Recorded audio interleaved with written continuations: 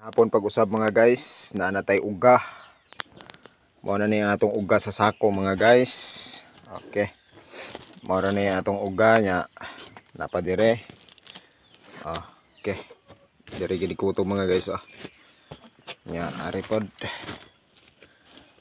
Are. Mao na ni atong uga mga guys. Nya di pa ta ka kuan mga guys, nagdisi na ganyang uban mga guys. Naglana. Galana. Tapot ng lana mga guys. Nya di ko magita ka kuan mga guys. Stuck lang sana diha mga guys. Napatay trabaho, magbagol pa ta. Magantanan mga guys. Doon na to. Uslat man.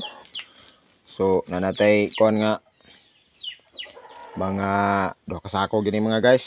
Kung lubkon kay kining mga kini mga guys, kung idagdag na to ni dire mga duha ka sako gini. Ang sobra na to dito sa pugon mga guys, ug atua pang buakon karon mo abot pa ni siya og mga 5 mga guys. 5 ka double.